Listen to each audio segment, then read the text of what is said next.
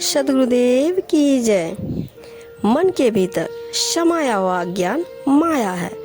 मन जो कुछ भी सोचता है वह सब माया से प्रभावित रहता है। यह संसार भी माया के स्वरूप का ही आकार प्रकार है। हम अपने आसपास जो कुछ भी अनुभव करते हैं वह माया है। मायाजन सभी वस्तुएं नाशवान है। प्राणियों को माया से क्षणिक सुख का आभास होता है। माया का अस्थिर चंचल भोग भोक्ता को भी अस्थिर व चंचल बना देता है। वह माया को पकड़ने के लिए दौड़ता रहता है, परंतु माया किसी की पकड़ में नहीं आती। अंत में सबको खाली हाथ विदा होना पड़ता है। फिर भी धनी निर्धन राजा रंक सभी दिन रात माया के स्वप्न देखते रहते हैं। संसार के सभी दुख और चिंताएं केवल माया के लिए ही है। कबीर साहब जी अपनी साखी में कहते हैं, माया सम नहीं मोहिनी, मन समान नहीं चोर, हरिजन सब नहीं पार की, कोई नदी से और। इस संसार में माया के समान कोई मोहने वाला नहीं है और मन के समान कोई चोर नहीं है।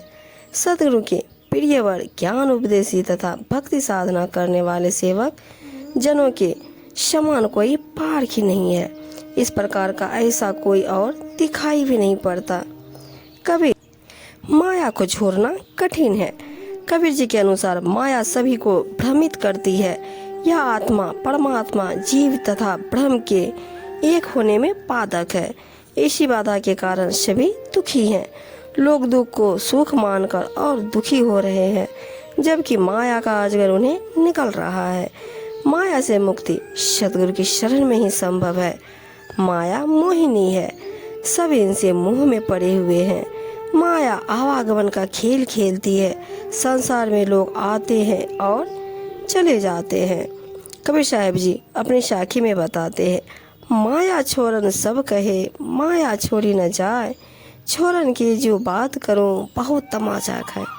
माया के अवगुणों को बताते हुए उसे त्यागने की बात तो सब करते हैं, परंतु माया का त्याग नहीं किया जाता। इसे त्यागना इतना आसान नहीं है। जो इसको छोड़ने की केवल बात ही करते हैं उनका कहना व्यर्थ है। वे इस माया के चक्कर में बहुत थपेड़े खाते हैं। माया से मुक्त व्यक्ति आवागमन से मुक्त हो जाता है। समझदार साधक माया के स्वरूप से परिचित होता है। इसके विपरीत अज्ञानी इन सारी बातें को नहीं समझता और दुखी रहता है। माया मोहिनी का मिथ्या रूप आवरण सत्य ज्ञान साधना से ही हटता है। कबीर माया सांपिनी जनता की हूँ खाए, ऐसा मिलाना गारुड़ी पकड़ी पिटारे बाएं। कबीर जी कहते हैं कि यह माया बहुत ही विषैले सर्पनी है। यह स्वजनों को ही खा जाती है।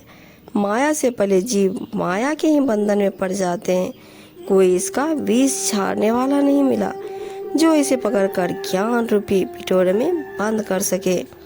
माया का सुख 4 दिन कहूँ तो गहे गवार, सपने पायो राजधन जात न लागे बार। माया का क्षणिक सुख मात्र 4 दिन का ही है। अरे मूर्ख, तू इसे क्यों पकड़ता है? यह तो स्वप्न में पाए राजधन संपत्ति के समान है। इसके जाने में देर नहीं लगती। अर्थात जिस प्रकार स्वप्न देखते देखते भंग हो जाता है और देखा हुआ भी सब खो जाता है, उसी प्रकार यह माया भी खो जाती है। कबीर माया जात है, सुनो शब्द निज मोर, सुखियों के घर साध जन, शूमों के घर चोर। कबीर जी कहते हैं कि जाती हुई माया सबको अपना यह संदेश देती है कि सब लोग ध्यान से मेरे वचनों को सुनो। उदार हृदय से सुखी सज्जनों के पास साधु संत आते हैं। ऐसे में उनका सेवा सत्कार मुझसे ही होता है, यानी कि माया से ही होता है, और उसका सुखद परिणाम उन्हें मिलता है।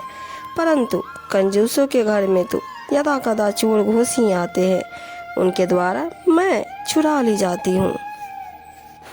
कबीर माया पापिनी फंद ले बैठी हाट, सब जग तो फंदे पड़ा गया कबीरा काट। कबीर जी कहते हैं कि यह माया तो बहुत भयंकर पापिन है। यह अपनी सुंदर विषय भोग सामग्री को संसार रूपी बाजार में सजाए सबको अपने जाल में फंसाने के लिए तैयार बैठी है।